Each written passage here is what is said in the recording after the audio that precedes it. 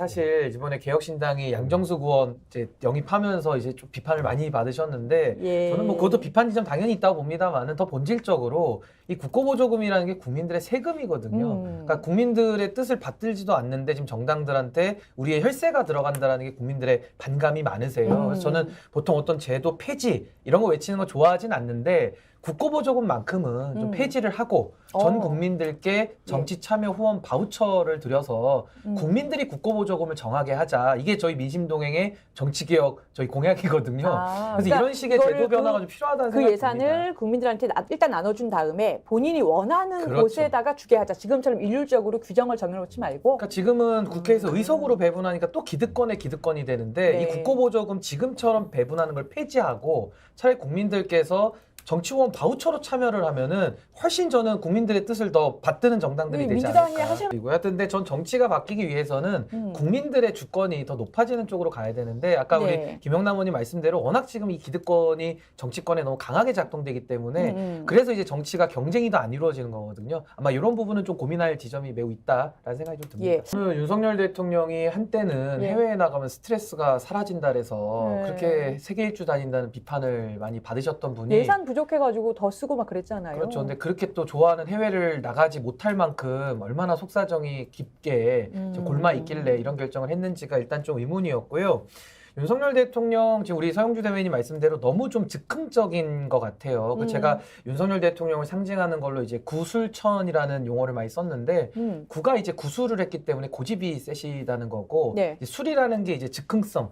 즉흥적인 결정을 하신다는 거고 이제 천이 이제 천공을 비롯한 비선들 논란을 제가 구술천이라고 부르거든요. 아 그래요? 근데 이 술이라는 것처럼 이분이 또 즉흥적인 결정을 계속합니다. 과거에도 한동훈 위원장하고 갈등이 있을 때 민생대 토론회 30분 만에 감기를 이유로 취소하다가 그 다음날 진짜 추운데 그 서천 피해 현장에 화재 피해 현장에 나타나셨거든요. 눈 맞으면서. 그러니까요. 그래서 참 이런 식으로 국내에서 중요한 일정도 막 기분 따라 그냥 취소했던 분이 이제는 해외 일정까지 국빈 방문까지 취소를 하니까 기업들은 이미 다 비행기 티켓이나 호텔 다 예약했다가 위약금 물고 또 독일에서도 상당한 혼란이 있지 않겠습니까? 그래서 국가 신용도가 상당히 좀 떨어진다라는 이런 문제를 너무 가볍게 생각하신 것 같다는 생각이 들었고요. 또 하나는 지금 의사 파업을 이유로 들었습니다. 근데 의사 파업에 대해서는 저는 의사들 정원에 대해서도 충분히 논의해 봐야 된다고 생각하거든요. 근데 이거를 갑자기 뜬금없이 2,000명을 1년에 늘려서 5년 동안 10,000명 늘리겠다. 아니 이러니 의사들이 파업으로 저항 안 할 수 있겠습니까? 그러니까 저항을 하게끔 만들어 놓고 그래 놓고서는 국내 사정이 복잡하니까 난 또 독일에 못 간다. 이런 식의 논리 모순에 지금 빠져 있기 때문에 윤석열 대통령은 지금 모든 거를 다 거꾸로 하고 있다. 저는 굉장히 심각한 국정 난맥상이다 이렇게 진단합니다. 이 부분에 대해서는 국민들께서 좀 꼭 아셔야 되는 부분이 있는데요. 지금 의대 정원을 2,000명으로 한 번에 늘리잖아요. 의료 실습 자체가 불가능합니다. 그러니까 뭐 해부학이나 여러 가지를 배워야 되잖아요. 그렇죠. 이게 지금 현장에서는 그 조달 이게 다 여건이 안 돼 있는 거예요. 근데 무턱대고 지금 늘린다니까 김영남 의원님 말씀대로 그런 문제점이 있는 거고 또 하나는 의사들은 건보 재정을 통해서 시장 가격을 국가가 통제를 하잖아요. 그러니까 의사가 받고 싶은 대로 가격을 받을 수가 없어요. 근데 변호사 같은 경우는 본인들이 가격을 마음대로 정할 수 있거든요. 그럼에도 불구하고 변호사들도 숫자를 늘린다 그러면 반발을 합니다. 근데 하물며 의사들은 가격도 통제돼 있는 상태에서 숫자를 이렇게 늘려버리면은 이거 저항을 안 할 수가 없죠. 그러니까 이런 문제를 생각 안 했다는 게 첫 번째고 또 하나는 지금 복지부의 안을 봐도요. 내부 보고서에는 1년에 한 150명에서 300명 정도 늘리는 게 적절하다라는 연구 결과도 있는데 뜬금없이 2,000명은 뭡니까? 그러니까 지금 파업 유도라는 이야기까지 나오는 거거든요. 그래서 우리가 본질적으로 생각해 봐야 할 부분은 뭐냐면은 지금 지방의료가 무너지고 있고 필수의료의 인력이 부족한 겁니다. 그러면은 의사를 많이 뽑으면은 지금도 부족하고 안 가는 이유가 있는데 가겠습니까? 안 가죠. 그렇다면 왜 그러냐?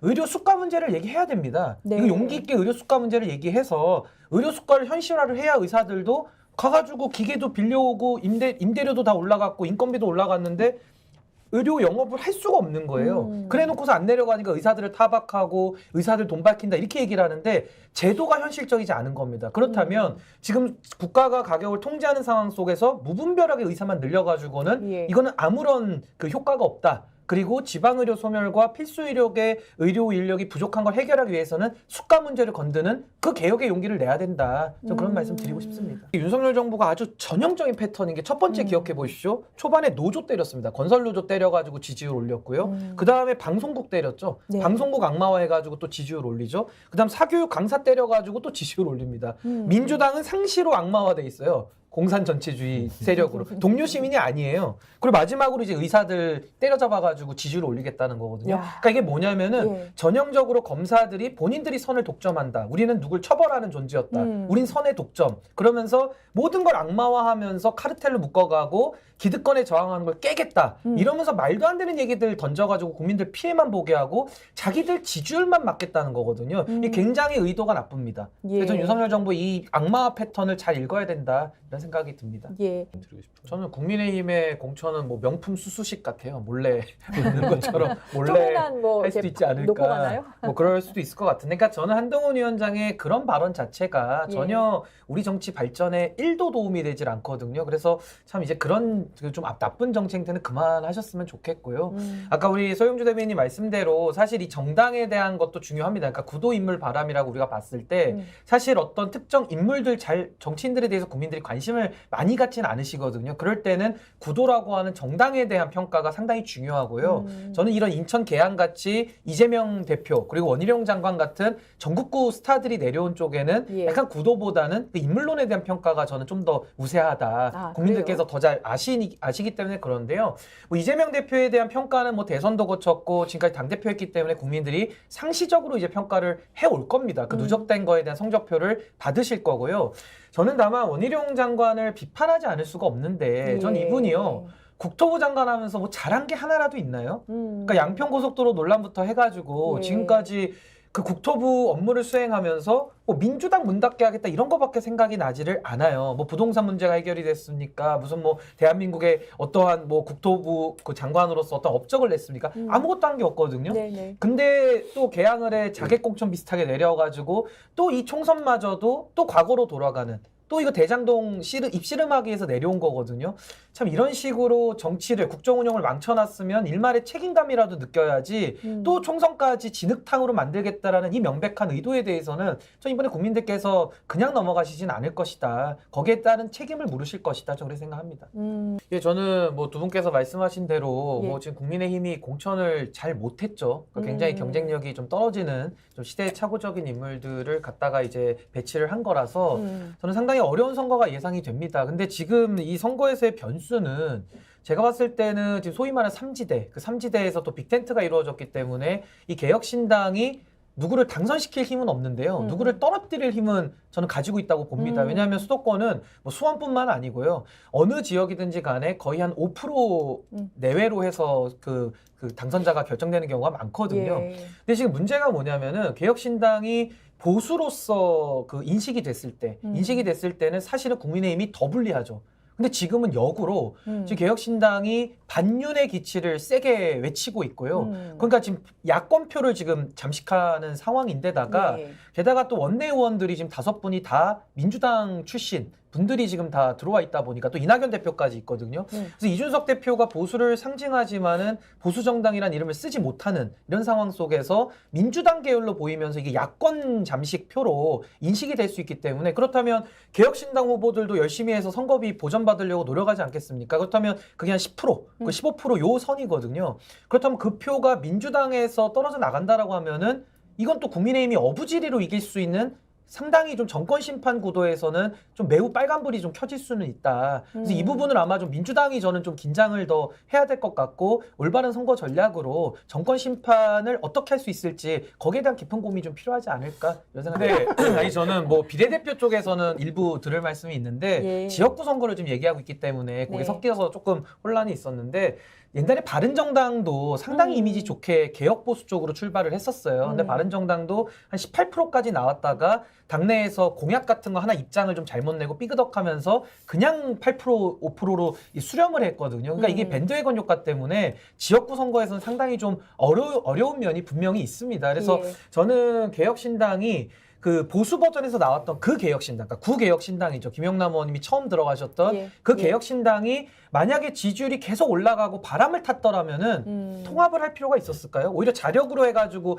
이기면 오히려 저처럼 나와 있는 이런 보수 정체성을 가지는 분들도 마음껏 지지할 수 있는 그런 정당이 되는 거거든요. 근데 최근에 지지율이 떨어지다 보니까 이 지지율이 안 올리니까 고민이 많으시죠. 그러니까 이낙연 대표나 민주당 의원들하고 손을 잡으니 이게 오히려 정체성의 혼란이 옵니다. 그러니까 보수에서는 찍어주고 싶었던 사람도 아니 이거 찍으면 민주당 표 가는 거 아니야? 내지는 이거 야권 표인데 민주당 도와주는 거 아니야? 이런 식으로 인식이 되다 보니까 오히려 이게 지금 10% 뭐 8% 말씀하셨지만은 이게 더 치고 올라갈 것이냐 아니면 더 내려갈 것이냐 여기에 대한 평가가 우선 좀 선행이 돼야 된다 이 생각이 좀 듭니다. 저는 그래서 저도 이제 김영남 의원님께서 삼지대에 아주 중요한 역할을 하시니까 전략기획 위원장이시니까 그리고 정책 만드시니까 전 요거는 꼭 한번 참고해 주시면 좋겠어요. 그러니까 보통 뭐냐면은 삼지대가 성공하는 방법은요.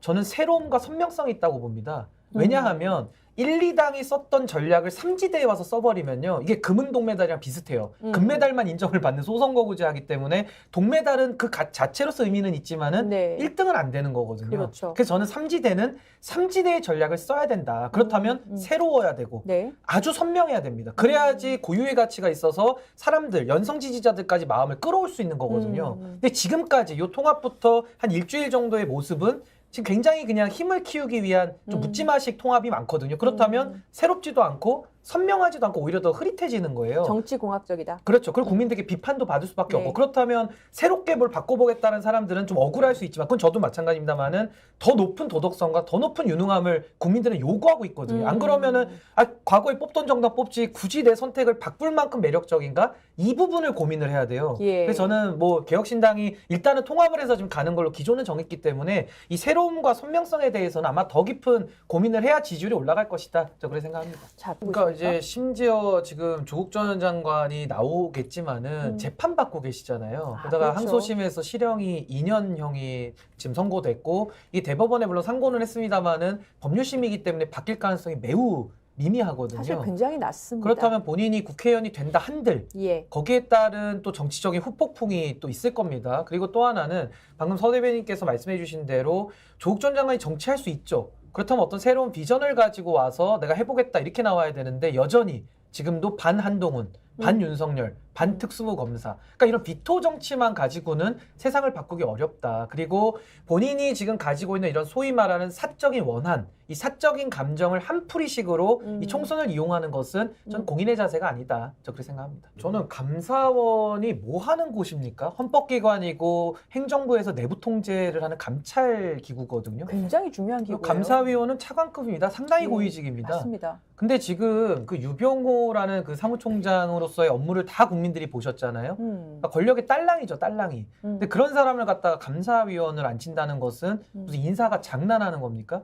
국민들 보고는 이제 더 한번 싸워보자라는 거죠, 사실은. 그러니까 저는 이런 식의 막장 인사가 거의 그 조폭을 보는 것 같아요. 조폭들이 그렇죠. 그 조폭의 수괴한테 충성을 하면은 싹 다 평생 가족들까지 돌봐주는 거거든요. 이 국정 운영을 이렇게 하는 정부가 역대급으로 있었습니까? 저는 윤석열 정부 뭐 많은 거에 실패가 있습니다만 이 인사의 이런 오기 인사, 이 독선에 대해서는 저는 국민들이 이번에 심판을 넘어서서 좀 응징을 해야 된다. 그렇게 생각합니다.